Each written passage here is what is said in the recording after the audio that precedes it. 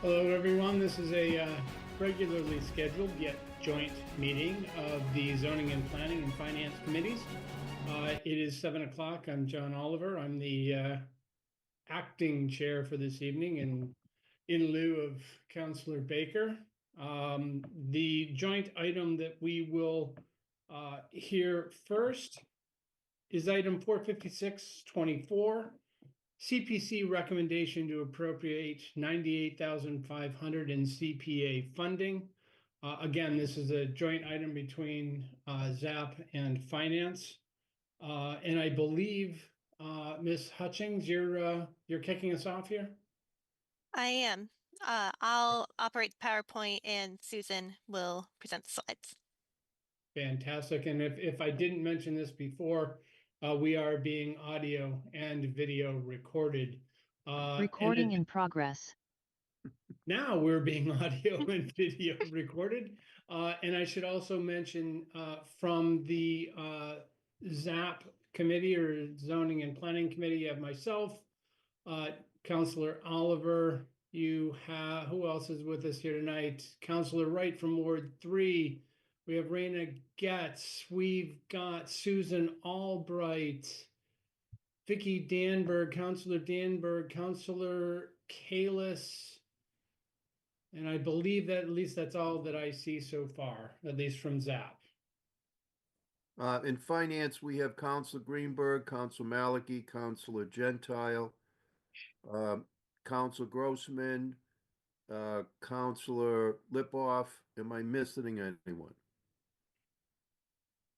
All right, so we have a quorum. Go right ahead. Yep. Chair Oliver. Okay, I guess I can start. Molly has the first slide up. It's introducing the West Newton Cinema Community Preservation Funding presentation to the Zoning and Planning and Finance Committees on December 9th, 2024. Next slide, Molly.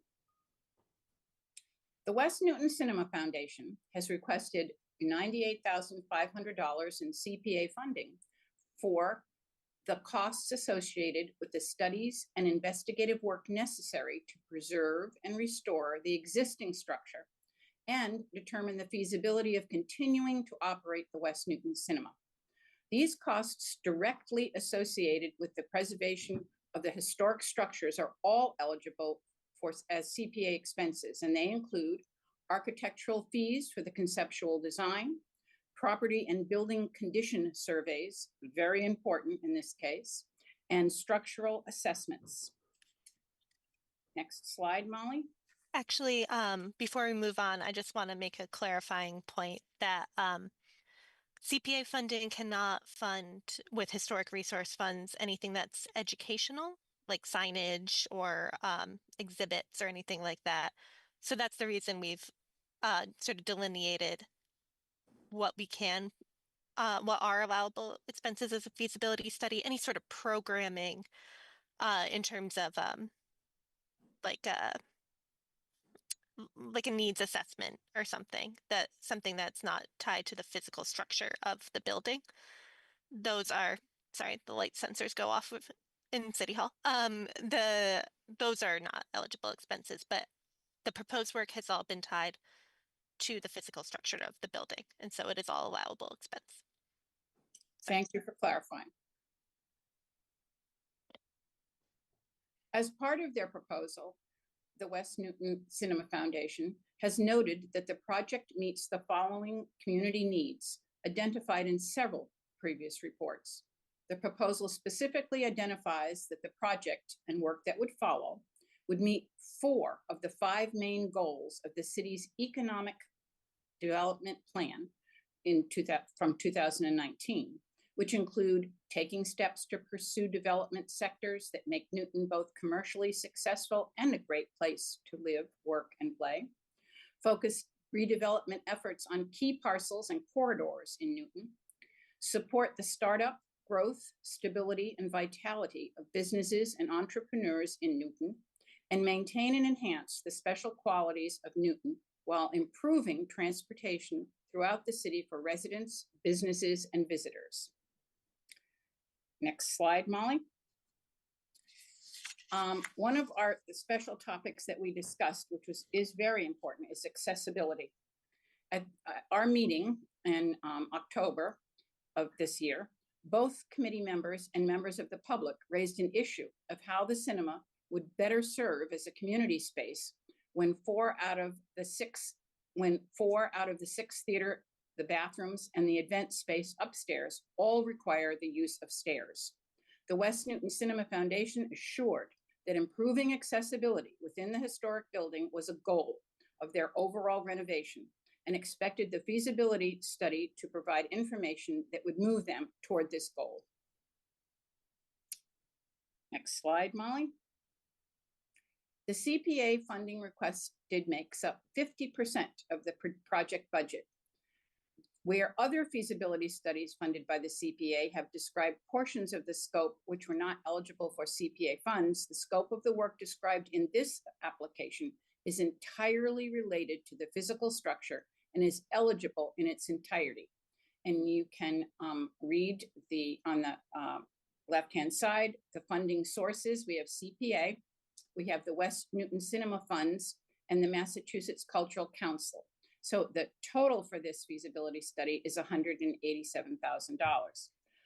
I also think that this is a point where I'd like to personally say that the West Newton Cinema has admirable fundraising, and they have done a really good job. Next slide, please. Our recommended funding is unrestricted prior year reserves. The proposed amount is $98,500. And our CPA funds in the unrestricted fund prior year, as you can see, there's a difference in on 12/9, it is $4,648,880, but after the West Newton Cinema, it will be down to $4,542,380. And our unrestricted funds for the current year remain the same. This is important to note, that we understand where we are before we finance this project and where we are after we finance our project. Thank you. Molly, or do people have questions? Great. Councillor Albright?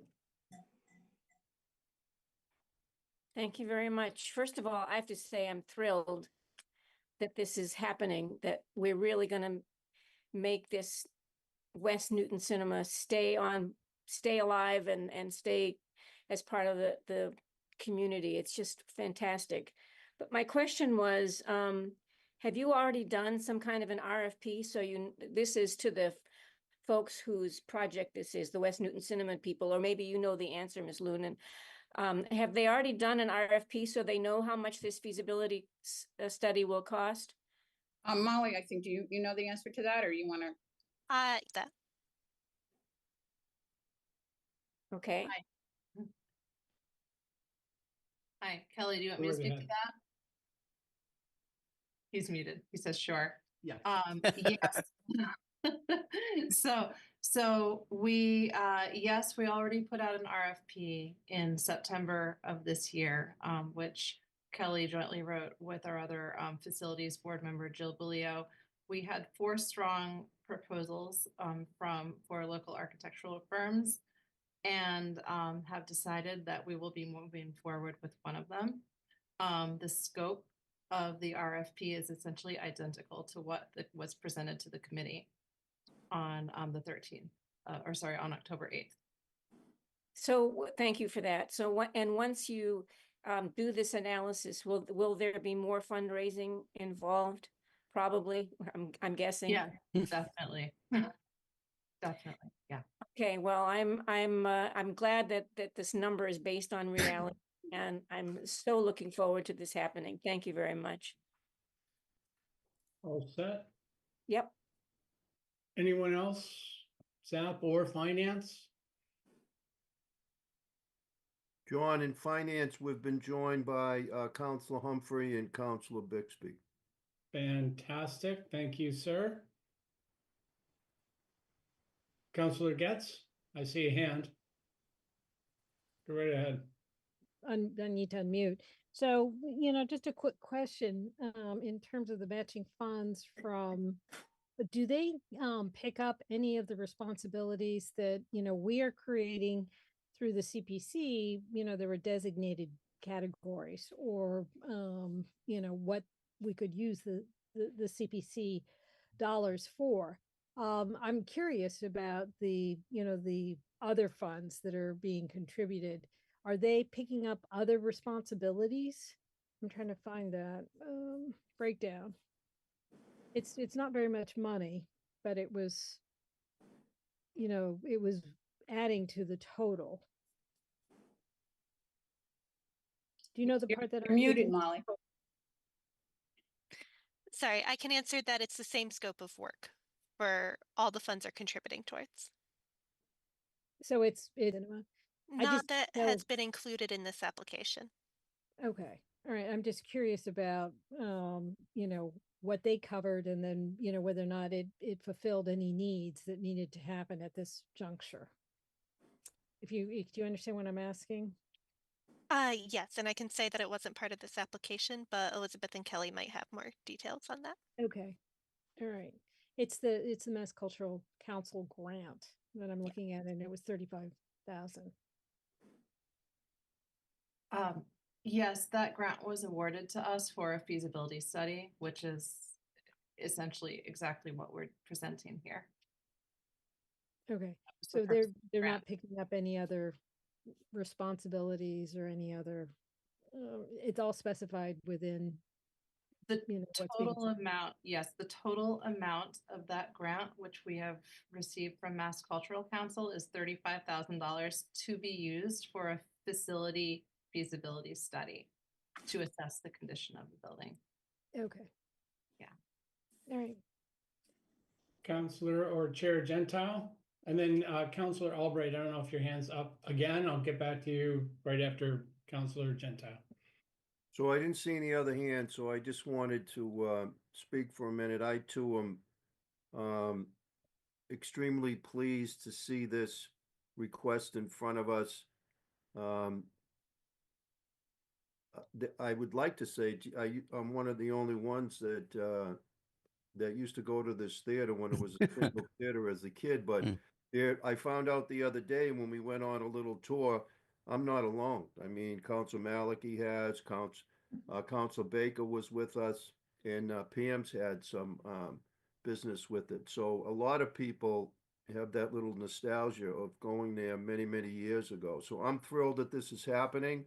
I just want to make sure someone mentioned earlier that this organization, the West Newton Cinema Foundation, has done some fundraising. They've done some excellent fundraising.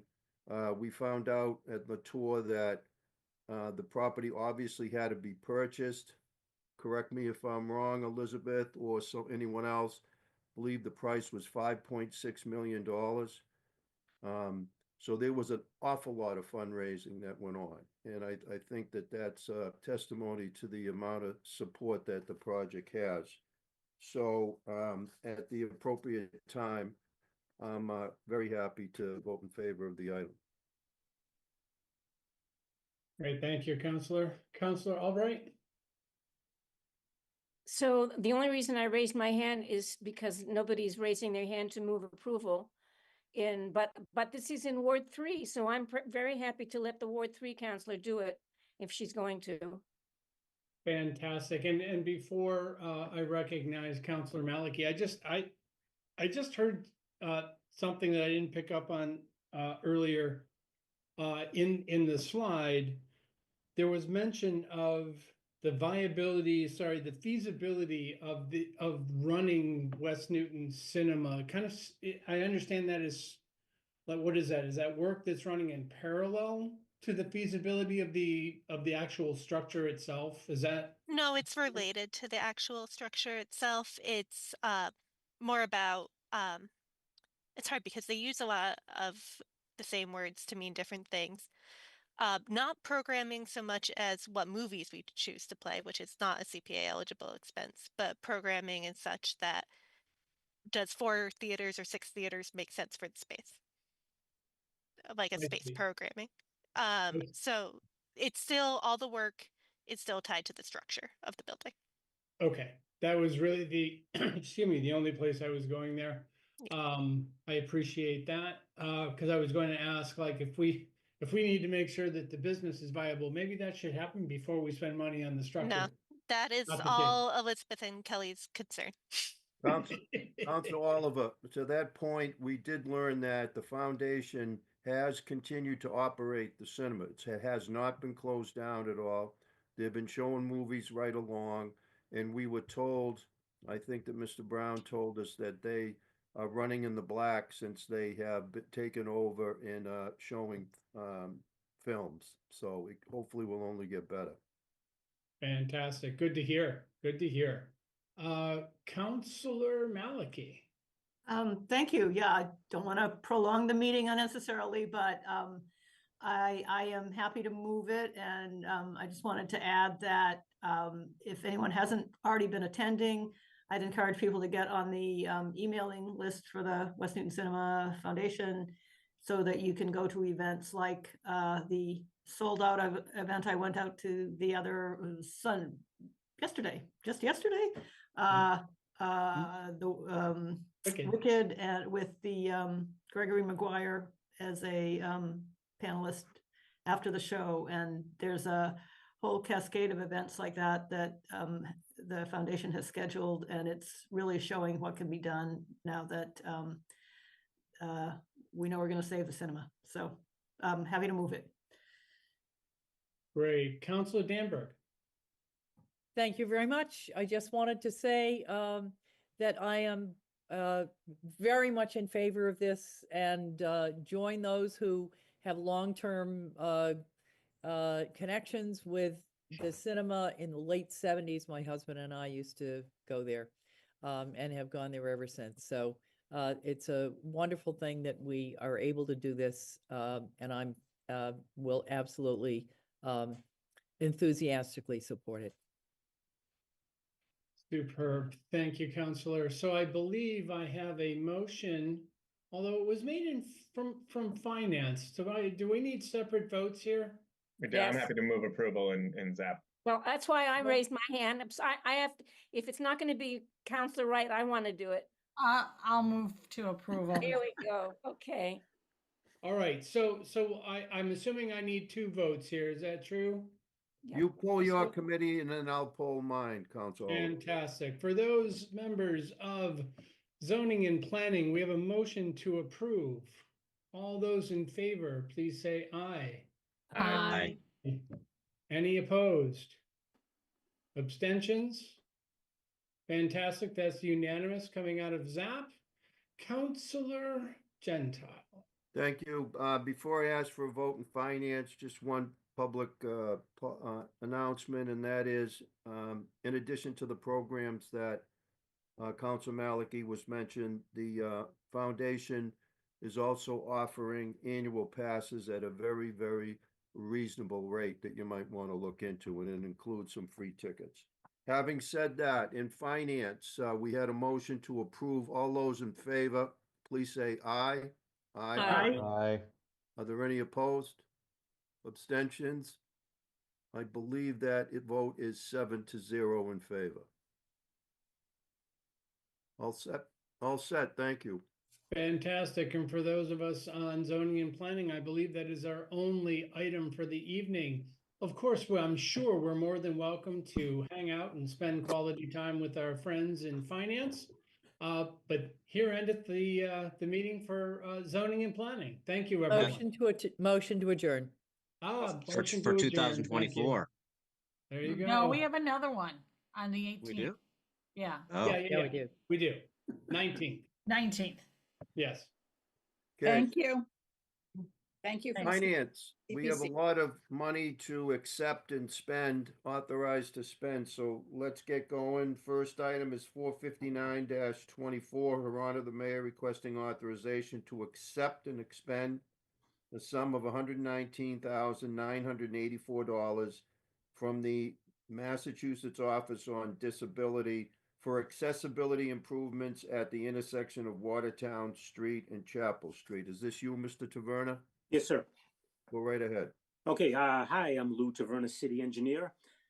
We respectfully request authorization to accept and expend grant funds from the Massachusetts Office on Disability FY25 Municipal ADA Improvement Grant Program. The City of Newton's grant application has been provisionally approved by the Massachusetts Executive Office of Administration and Finance for a maximum grant of $119,984. Thanks to a team effort between DPW personnel and ADA coordinator Jeannie Farley, who I don't think is on the call tonight, we applied for the project to construct accessible, compliant curb ramps and accessible positioning of the existing accessible pedestrian signal buttons in one of our busiest commercial village centers, Nonantum, at the intersection of Watertown Street and Chapel Street. The grant does include a requirement for an additional 20% matching funds. It's actually for a total of $150,000. That the city would kick in the additional 20% of $30,016, and I believe that those funds would come from the Roads and Sidewalk Improvement Program. Thank you. Any questions? Questions?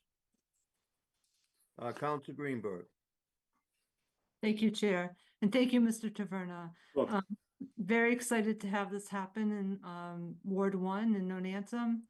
I'm curious, how does the city prioritize which intersections have to be ADA compliant? Is it similar to the traffic calming? Yeah, it's very similar to traffic calming, and we do discuss our proposals with Jeannie Farley, the ADA coordinator, and we come up with a joint, prioritization plan. This intersection rose to the top, particularly with the, with Jeannie Farley's group. So that's why we applied for the grant, and the grant was awarded, and we're ready to build this thing in the spring. That's wonderful. Yeah, Is that list made public? Yeah, well, it's not public. We have it in DPW. We maintain it. Get it for you if you want. We maintain it in DPW. Okay, I'd be interested in to see. It may be in the CIP. I'm not quite sure. Okay. Yeah. Okay. And when will the work start? Well, I believe we have to expend the funds by June 30th, so the work will start in the spring. Okay. Yeah. All right, great. And how long will it take? A project like this, maybe a couple of, for 8 weeks, 10 weeks, maybe. So it's not a very big project. Great. The issues become traffic. What do we do with the traffic as we're trying to build this thing? That's the issue. Right. It's such a busy intersection. Yeah, very busy. Yeah, I'd be really interested in seeing that prioritization list that you may have. Yeah, we can get that to you. Yeah. Sure. Okay, thank you so much. Sure. Thank you, Chair. Council Greenberg, did you want to move it? Oh, yes, I'd move approval, please. Okay, are there any other questions? Okay, seeing none, we have a motion to approve. All those in favor, please say aye. Aye. Opposed? Abstentions? Okay, the motion passes 7-0. Mr. Taverna, do you have Union Street? Yes, sir. Okay, why don't we take that up right now? Yes, sir. It's on the bottom of page 2, folks, 467-24. I should have put these together in the beginning. Her Honor, the Mayor requesting authorization to appropriate and expend $997,942 and authorize a general obligation borrowing of an equal amount for the construction of the Union Street main drainage extension. This was heard in Public Facilities last week and approved 6-0. Go right ahead, Lou. Okay, again, Lou Taverna, city engineer. Yeah, these requested funds would fund the construction of the Union Street main drain extension.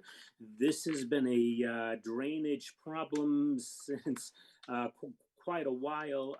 Councilor Danberg had brought this to our attention many years ago. The design is completed. And we're ready to go for construction on this project. This has to do with Herrick Road, where the storm drainage from Herrick Road runs down and hits Union Street and really has no place to go. So this will increase the drainage capacity of the drainage system in Union Street. And that's all I got for now. If any questions? I see a question from Council Bixby. Go right ahead. Leah, your hand also up? I think it might have been left up. Go ahead, Council Bixby, sorry. Thanks. I think I'll just ask some of the similar questions to Councilor Greenberg about the previous project and about sort of timeline and how long the road will be, in use for this. And in particular, what we're thinking about parking, since that's such a, important piece to Union Street during the project. But thanks. I think this will be really important once it's done. Yeah, short answer to your question, we're considering night work for this project. And we have to work with Newton Police. It may be in the city's best interest to do this work at night when the traffic is low and the parking is nil. So we are seriously considering night work to get this project done as quick as we possibly can. That's great. Thank you. Welcome. Anyone else? Council Bixby, did you want to move it? Your ward, I I'd think. love to. Yes. I'll move, please. Thank you. Okay, motion to approve. Seeing no other questions, all those in favor, please say aye. Aye. Opposed? Abstentions? Motion passes 7-0. Lou, is someone here for Riverdale, or were you gonna do that? Riverdale is not mine. I believe it's planning. Okay. Well, both, hang on. It's Yeah, Riverdale's not mine, and Green Lady Marijuana Establishment is not mine. Okay. I would hope not. No. All right. Let's back to the first page, 463-24, Her Honor the Mayor requesting authorization to accept and expend a $75,000 earmark from the Commonwealth of Massachusetts Office of Travel and Tourism for improvements to Pellegrini Park in the field house. Is someone here for this item? Hi, Chair Gentile. I'm here. Oh, Commissioner, sorry. Go right ahead, please. Thank you. Hi, everyone. Nicole Banks, Commissioner of Parks, Recreation, and Culture. We're really grateful to have this $75,000 MOTT grant put forward for improvements at Pellegrini Park. Representative Lon has been working with us for the past several years.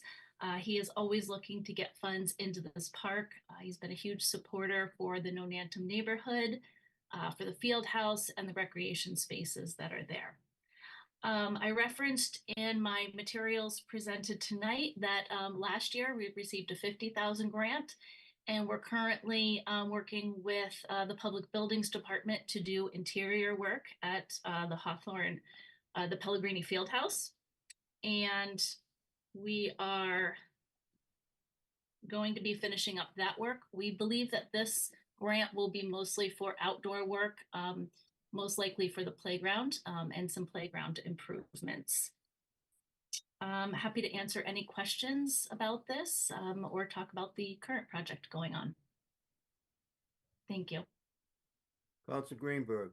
Oh, thank you, Chair. Thank you, Commissioner. I want to publicly thank Representative Lon for earmarking funds for this park. It's really much appreciated by the neighborhood. I'm wondering, Commissioner, will there be designs of how the park will be improved, or will you let us know ahead of time? Yeah, as was mentioned previously, the timeline on the funding is to expend by June 30th. So we'll definitely want to start looking at this soon. So I'm happy to talk to you a little bit. Okay. If you have some ideas and things outdoors, I think we're really going to have to focus in on the amount of funding and which areas have the most need right now. I'm thinking the playground, but we're open to ideas and considerations with the neighbors as well. Okay. So it has to be done pretty quickly then. It does. We don't have the funds in hand. We kind of, they release it. We come to you, to sort of put together the project and then have, basically spring through the very beginning of the summer for the construction season. I see. And the work on the field house itself, is that just all interior work? It including is, the it did include roof work.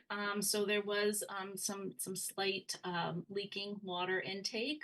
So that was the first to be done to sort of work on sealing the shell for the building. Windows were replaced, painting was done. Gym floor is refinished. The entranceway area, there's new tiling going in on the floors. And I think some like minor upgrades for the bathrooms, Oh, great. That's a painting plan. and partitions and things. Really, it just brightens it right up. The windows alone make such a big difference. Wonderful. And do the bricks need to be repointed? So I'll have to check back in with Commissioner Morse on what his plans for that exterior piece are. Okay.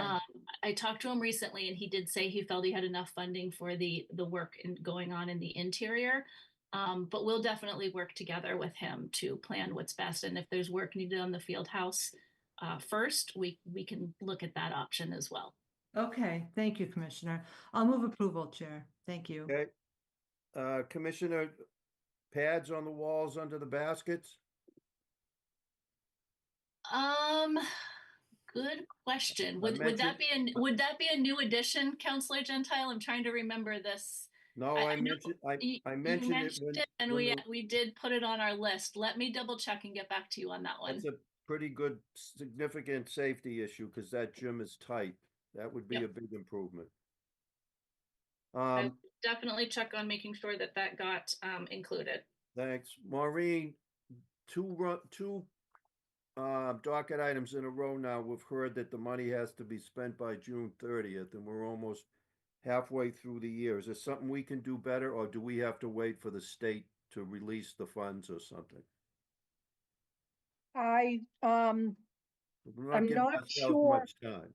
I don't think this was passed until quite recently, Okay. as the earmark. So I think we probably moved as quickly as we could. All right, because Union Street's the same deal. I think Lou said that he has until June the 30th to spend it. So anyway, just something No, to, no, Union Street is different. okay. I thought Lou said he had to spend the funds by the 30th of June. No, for Union Street, we are either, the 119,000 is what needs to be spent by June. Okay. the first Union item. Street, we asked you to bond it. We may end up coming back to you, asking for us to be able to use our reserves. We originally put Union Street in front of you when we thought we were going to be selling bonds in February. We might be speeding up that process, so we may actually be back to you, but that's not going to impact how and when we spend the funds. All right, you're right. It was the intersection of Watertown Street and Chapel Street that has to be spent by June the Right. 30th. Any other questions? All right, we have a motion to approve. All those in favor, please say aye. Aye. Aye. Opposed? Abstentions? Okay, the motion passes 7-0. Another one for the commissioner, I believe, 464-24, honor the mayor requesting authorization to accept and expend a $50,000 earmark from the Commonwealth of Massachusetts Office of Travel and Tourism to develop a master plan for the Office of Bobby Braceland Playground. Commissioner. Thank you. This one is great timing for our department, and I do want to thank Representative Balzer. She's done so much for the city in her role as our representative, and she's done so much for our department. And I think I'm thinking of this one a little bit as her going away retirement present for all of us. This project was not on our radar that these funds were being requested, so it was a pleasant surprise to get the update from the state that we would be receiving $50,000 towards Braceland. Braceland is on our list for it's up next for a park investment plan. It's something that has been on our capital plan for quite some time. The park itself is home to many different recreation amenities. It's a site for one of our off-leash areas in the city. A tennis court, we did recently resurface the tennis court. We expect that tennis court to remain in the same position within the park. A basketball court, a baseball diamond, a large baseball diamond, and water access along the Charles River. So a very nice potential for a park improvement plan.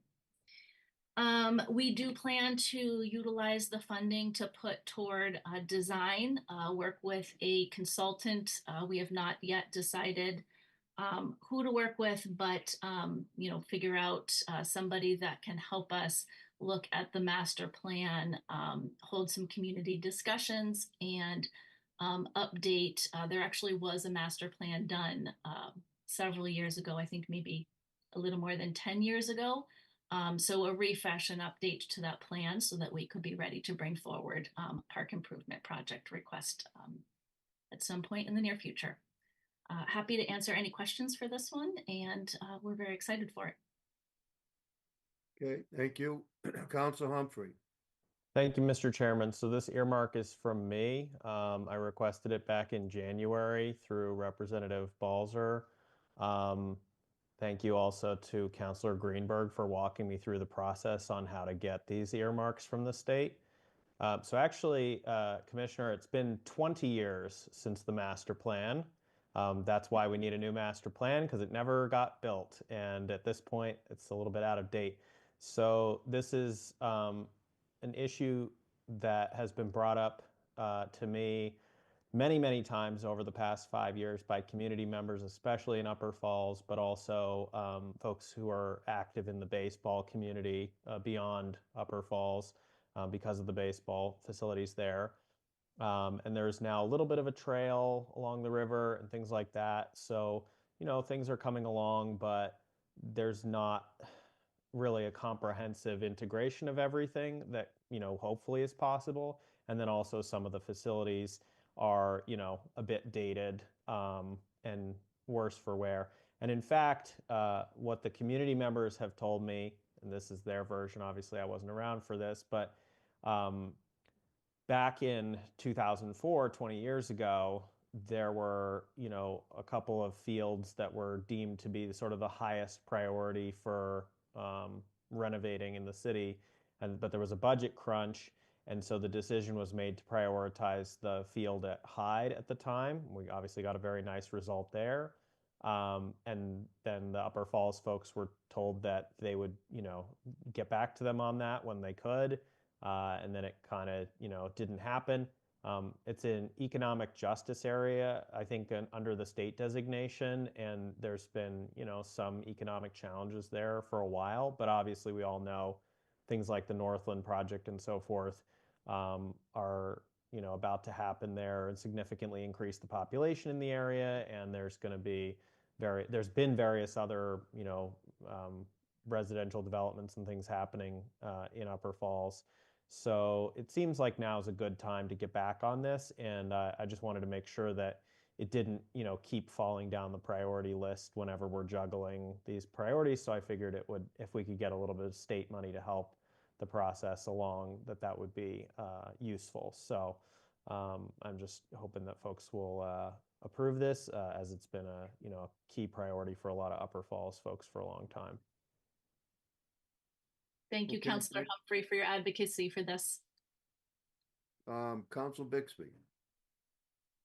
Thank you, Chair. Just, I'm sure there'll be many, many moments for discussion about, the plans and everything as we get closer, but was just wondering about connections to the Greenway when Councilor Humphrey was talking about Northland and other projects, but making sure that, to the extent possible is part of the plan. And was just wondering, in the list of things that are there that the plan will hopefully keep there, could you run through that again? I'm not sure I heard all the, if that's what you were doing, but sort of what pieces you were hoping to keep in the new plan. Yeah, it's a nice project because it really is a full park renovation. And I don't know if I mentioned everything, but it does include an off-leash area.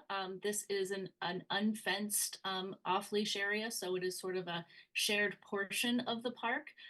So this could include, maybe repositioning it or looking at options for off-leash dogs.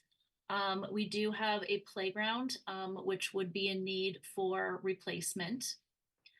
We have the tennis courts, which are highly utilized, and we did do the resurfacing to keep those really available to the public and protect the surfacing there. They're right next to the parking area, which is a really nice, accessible way to have the tennis courts situated. There is a basketball court that is in need of full replacement, so that could be repositioned depending on designs that are put together, options for how to lay out different amenities. And there is a full-size baseball diamond, so really the diamond size that you would need for high school and Babe Ruth play. There's also the river right there, so you can sort of walk along the river, but I think taking a look at how to connect the access to the river, not necessarily as to get into the river, but just to enjoy the views and be able to take in that natural resource.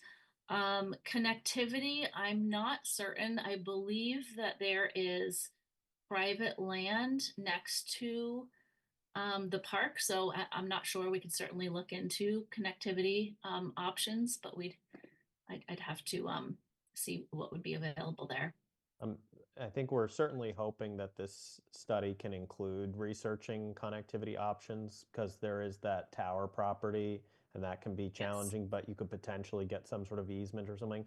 Obviously, the other big problem is topography there, because the greenway at the point when it gets to the river is up at a very high embankment. And so in terms of accessibility, it's probably kind of a challenge to connect the two, but that's certainly something that the community members had been asking about as well. Okay, Council Humphrey, did you want to move it? Yes, I'll move approval. Are there any other questions? Seeing none, Councilor Humphrey has moved approval. All those in favor, please say aye. Aye. Aye. Opposed? Abstentions? Okay, the motion passes 7-0. Next item is 460-24. Her Honor the Mayor requesting authorization to accept and expend $33,333 without the 33 cents. Is this the one, Katie? Yes, it is. This is the one we need to change, right? To amend? All right, so it's without 33 cents of the total 100,000 in transportation mitigation funds. Oh, I'm in the wrong spot. Okay. No, I'm in the right spot. I was just about to say Green Lady, and it's not Green Lady. From the 15 Riverdale Avenue development consistent with the Transportation Demand Management Plan set out in Comprehensive Permit 01-20 in the reproved request for determination of insubstantial change dated 2/2/22. Is someone here from planning or whatever to, all right, Jen, go right ahead. Thank you. Jen Martin, Director of Transportation Planning. And I'm here tonight to, on behalf of the Planning Department, to respectfully request approval to spend the third and final installment of the total 100,000 in transportation mitigation funds from the 15 Riverdale Ave development, consistent with the Transportation Demand Management Plan. As Councilor Gentile specified, funding will support NUMO's successor, GoGo Newton. The first two installments supported NUMO. Okay. Any questions? Actually, I don't know if I've ever heard of a determination of insubstantial change. Anybody care to explain that one? Don't everyone jump at once. Where's that comptroller? Is he around? Could be on baby break. I am around. Good evening. I did not write that language, and I do not know exactly what that language means. We did get 3 payments of 33,333, so 0 cents any of the 3 times. But I don't know what that language is. That would come from a planning/law agreement with 15 Riverdale. I just don't remember even seeing the term before. Determination of insubstantial change. So anyway, maybe somebody can look into it and explain it to us between now and the full council meeting. So can I first first get a motion to amend the item? It's should be $33,333.00. Can I get that motion? I'll move it. Okay. So that is been moved. All those in favor of amending the amount, please say aye. Aye. Okay, opposed? Abstentions? Okay, so the amount is been amended. And are there any questions remaining on the item itself? Okay. Where is this? Riverdale Ave. This is probably It's Ward 1. 4, right?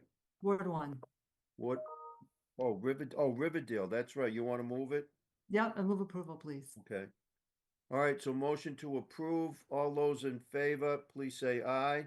Aye. Opposed? Abstentions? Okay, motion passes 7-0. Okay, next item is Green Lady, 471-24. Her Honor the Mayor requesting authorization to appropriate and expend $5,000 in transportation mitigation funds from the Green Lady marijuana establishment at 740 Beacon Street, consistent with the Transportation Demand Management Plan set out in Council Order 125-21. Who's here for this one? Ms. Martin, go right ahead, please. Jen Martin, Director of Transportation Planning, and I'm here tonight to respectfully request approval to spend the $5,000 in transportation mitigation funds from the Green Lady marijuana establishment. This funding will support Blue Bikes, Newton's bike share system. There's a nearby Blue Bike station in the Langley parking lot. So what will the 5,000, do you maybe just expand on that a little bit? What will the $5,000 be used for Blue Bikes? It will be used for operation costs. Help to, okay, So offset the operation costs. okay. All right, any questions? Okay, can I get a motion? What's this, Ward 6? I'll move. Okay, Council Bixby moves it. All those in favor, please say aye. Aye. Opposed? Abstentions? Okay, the motion passes 7-0. 461-24, Honor the Mayor requesting authorization to appropriate and expend the sum of $2 million from June 30th certified free cash of this year, 2024, for math curriculum in the Newton Public Schools. I see Assistant Superintendent Liam Hurley. Liam, it's all yours.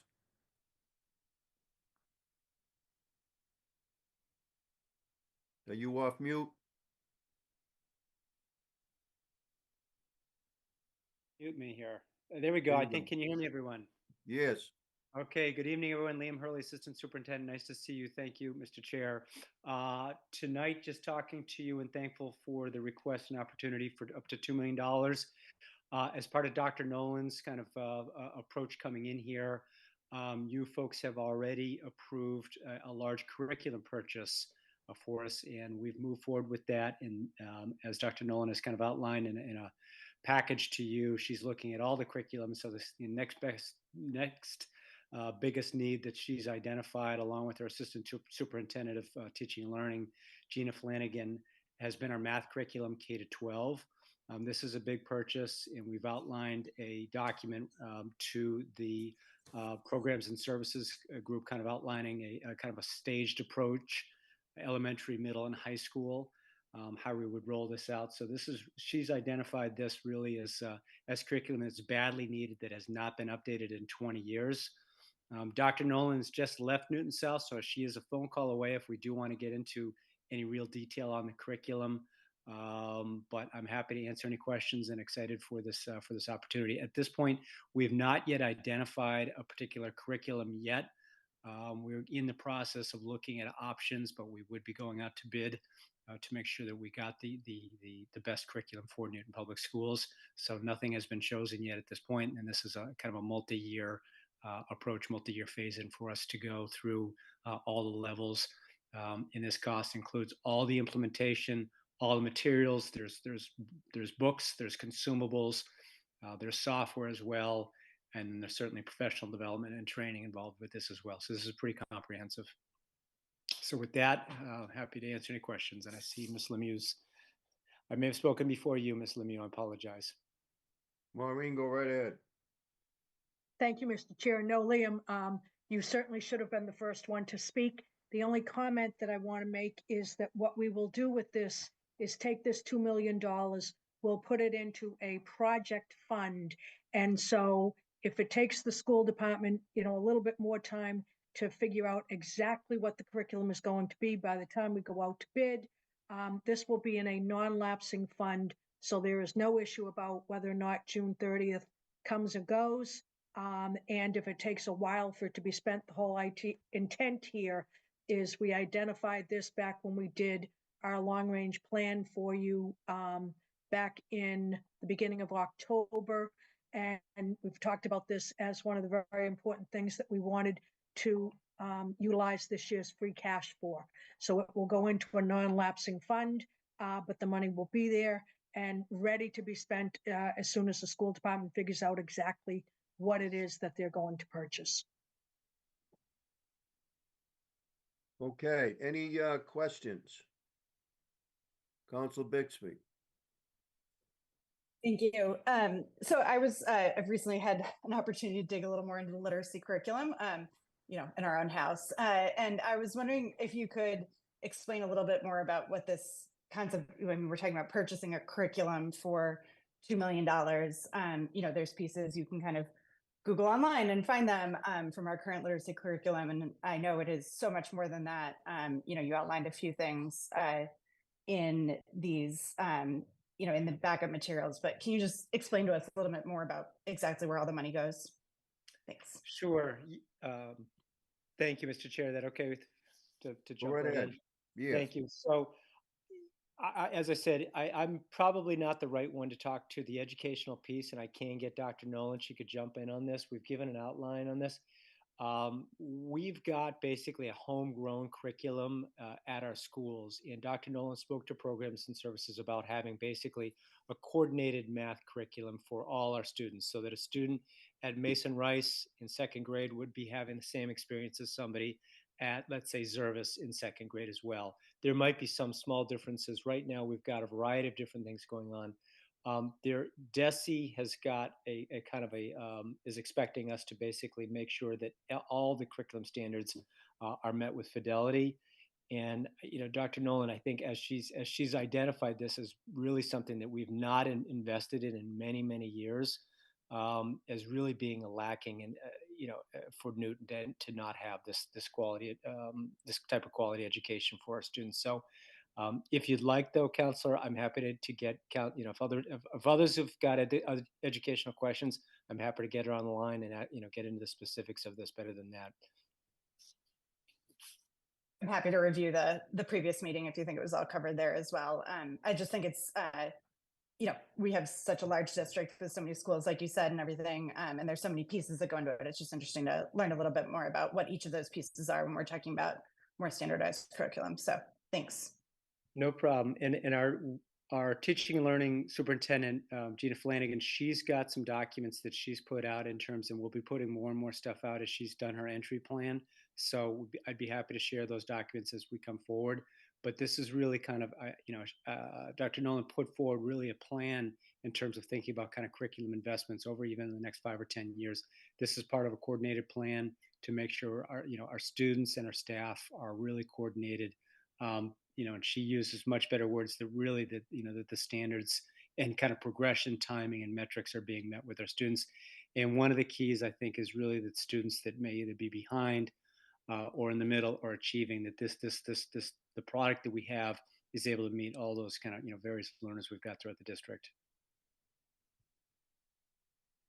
So, Liam, I was just curious about how things work, you know, within the school department when you have an issue like this. I mean, I'm not even sure of the titles anymore, but I know for the longest time we had like an assistant superintendent for secondary curriculum that would sort of take charge of this item, be the, the focal person, because obviously the superintendent can't do all of these things. So how does it work today? Do you have someone that, specifically leads the charge on curriculum, or how was it set up?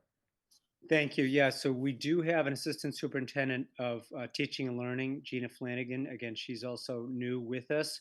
And then below Gina, there is a number of staff. We've got what are called curriculum coordinators at the various levels, and they're typically K-8 coordinators. And at the high schools, we have department heads. So they will be in the trenches as well, Mr. Chair, basically coordinating that. But it would be the district along with getting feedback from various stakeholders. You can see Dr. Nolan is really engaged in trying to make sure that we pick the best curriculum.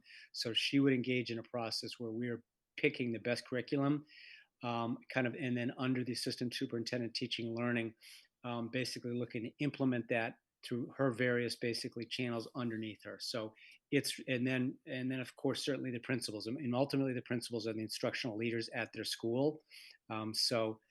This will flow. This will be basically a big a multi-pronged approach in basically all hands on deck, particularly starting at the elementary school. I think the approach is to go K-5 to start with, move into the middle schools, and then move to the high schools. So from the principals to the department heads to the curriculum coordinators, all under Dr. Nolan and all under Dr. Flanagan, would really be spearheading this. So we've got I think the appropriate resources to make sure that we do this well. Okay. Well, it'll be interesting because the city of Newton, the schools have always had this history of being well-intentioned and starting out with a uniform curriculum. And then a few years down the road, what's going on at Pierce isn't necessarily what's going on at Lincoln Elliott and so forth. So it would be nice to have something consistent across the board. Council Maliki. Thank you. And I know we discussed this quite a bit at Programs and Services, but I don't recall if we talked about the timing of something Mr. Hurley just said about, it sounded like you'll be starting with the elementary grades. Is the idea that we'd pick a curriculum, the whole company, the provider first, and then phase it in by elementary, then middle school and high school? Or could each sort of category of age group be potentially a different consultant or provider? Or is the idea to pick one provider for the whole spectrum of K through 12?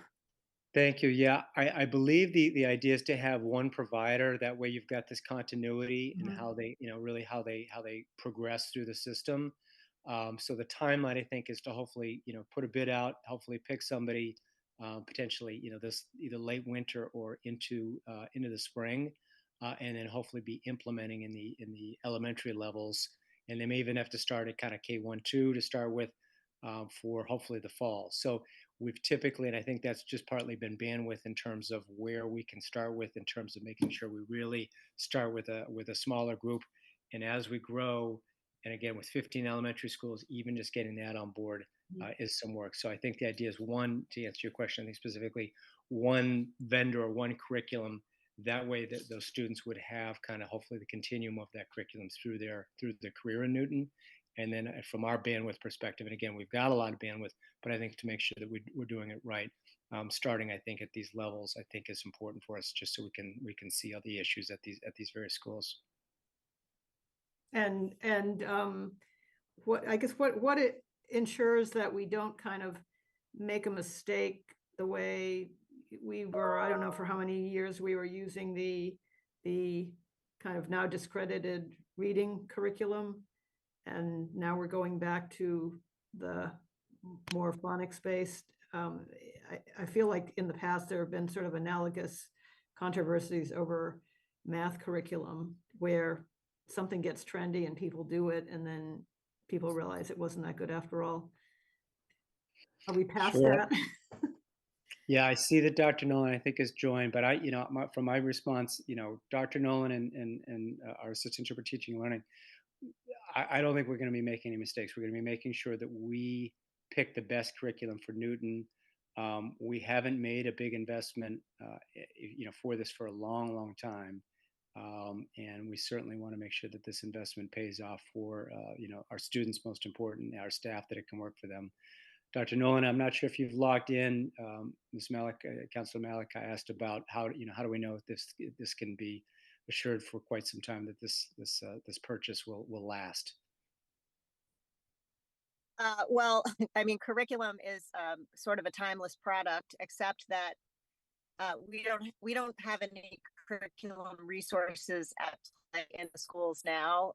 Textbooks, manipulatives, and curriculum guides just don't exist in the mathematics realm past the 5th grade, and we really need to upgrade that for this century and make sure that our students have the adaptive learning platforms, and we have the tools so that I can ensure a quality product in every classroom across every school. Right now we have high variability, lots of teacher creativity. They're not covering the same material, and it's sort of just been 25 years since the last curriculum audit in the Newton Public Schools. We are doing that audit now, and hopefully this will be an investment that can last upwards of 10 years. I do need to caution everyone, different from textbook purchase in the last generation of curriculum development, current curriculum tools don't necessarily have heavy textbook use, but have the equivalent of digital textbooks. They have leveled resources within each text. And they also have adaptive platforms for assessment and for student intervention. So it's sort of a different game than it was even 20 years ago.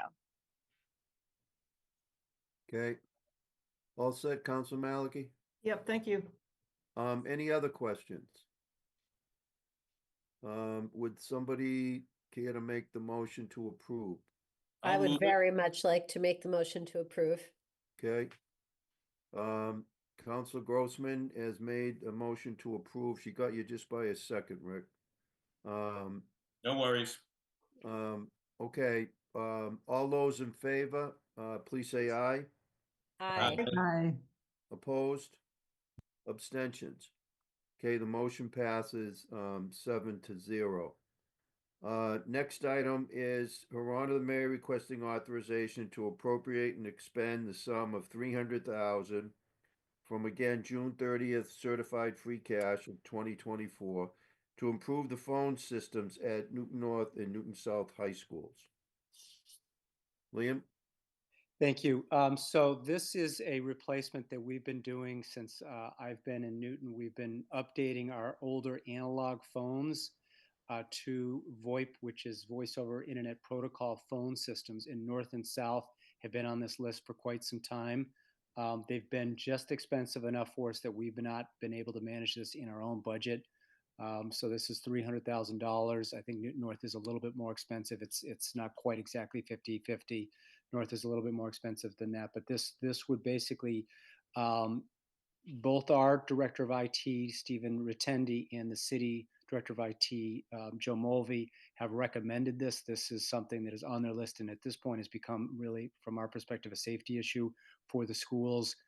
These are older phones, some of which are not working, and really getting these phones that are old and outdated up to current standards. So you've got some documentation there. This is kind of the latest and greatest with our phones. We spoke at the last meeting at the Programs and Services, particularly Newton South has got a number of cellular issues inside the building. It's very difficult to make a call on a cell phone. So having phones that work within the building are really critical for us. Okay. Any questions, comments? Okay, seeing none, can I get a motion to approve this item? I'll move it. Okay, Council Maliki moves approval. All those in favor, please say aye. Aye. Aye. Aye. Opposed? Abstentions. Motion passes 7-0. On to page 3, two more items. 466-24. Her Honor the Mayor requesting authorization to expend the sum of $10,000 for the full and final settlement claim from Tom Burgoyne versus the City of Newton. Who was here for this room? Andrew? Yes, Mr. Chair. Attorney Lee, go right ahead, please. Thank you. So this claim arises from a alleged sewage blockage that had created a backup at Mr. Goyne's property at 44 Whitney Road. The exact facts are that from approximately March 31st until May, so approximately 3 months, there were a total of 4 backups in Mr. Burgoyne's property. And because of that, he had claimed damages in the total amount of approximately $60,000. After much negotiation, investigation into the matter, and taking into account the series of backups that occurred, we had finally settled on an amount of $10,000 for full and final settlement of Mr. Burgoyne's claim. And what about, Andrew, what about the actual problem? Did we ever discover what was causing it and obviously mitigated it? So actually, coincidentally, just 5 days after Mr. Burgoyne had filed his claim, this section of the common sewer was already slated for the capital improvement plan for replacement and relining. And that was done 5 days after Mr. Burgoyne had filed his claim. So if to the extent there was any issue, it has been resolved. Okay. Well, it certainly seems as though you have made a very reasonable settlement. Are there any questions from members of the committee? Seeing none, can I get a, I see a hand up, but this is, this item is in committee, so we're not taking any public comment, so, and I don't even see who the person is, but, all right, can I get a motion to approve? So moved. Okay, was that you, Council? Oh, Council Greenberg, thank Yep. you. All right, all those in favor, please say aye. Aye. Aye. Opposed? Abstentions? Okay, it's approved 7-0. And the next item is, and the final item is 465-24. Her Honor the Mayor requesting authorization to transfer and expend the sum of $27,500 to settle workers' compensation claim, and followed by the number. Attorney Lee, are you here for this one also? I am not. I believe that Okay. Kelly Brown is. Oh, Ms. Brown, you're here for it. Okay, go right ahead. Thank you. You're on mute, I think, Kelly. Are we supposed to be in executive session on this one? It said, no, it says that if there are questions that, you know, are sensitive, that we could go into executive session. So we'll see, we'll get the explanation and then we'll see what the committee thinks.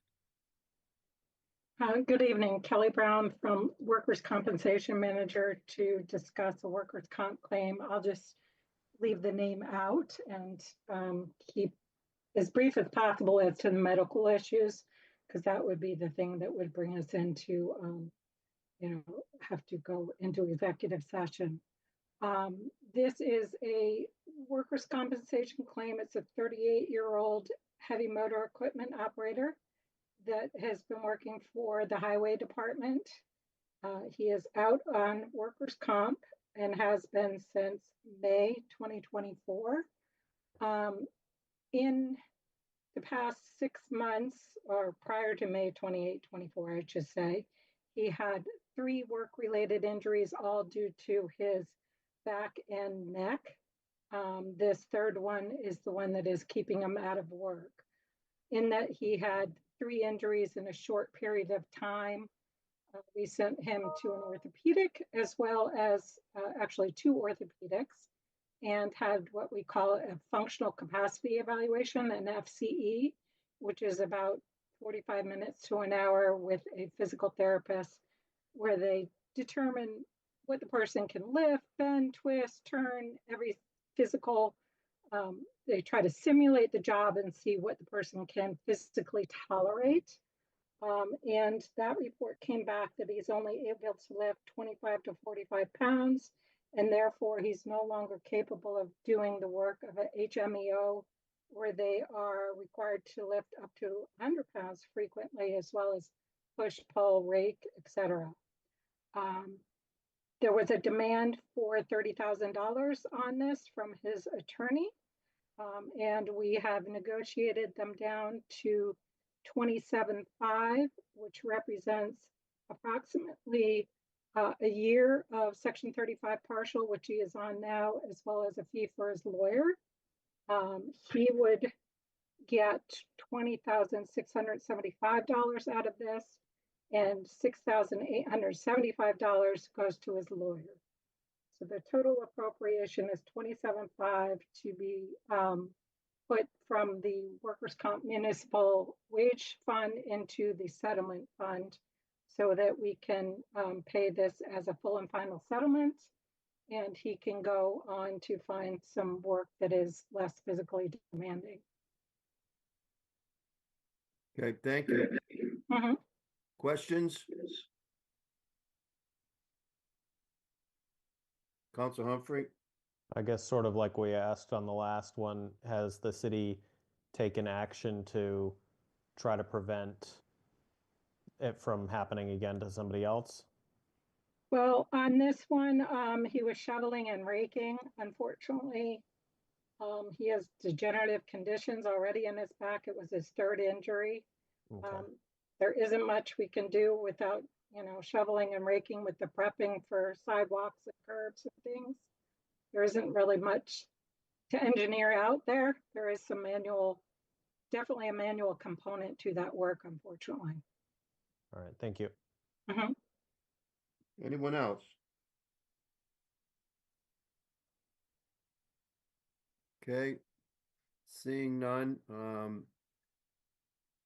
it seems pretty straightforward to me. I don't have see a desire to go into executive session, but that's up to the committee.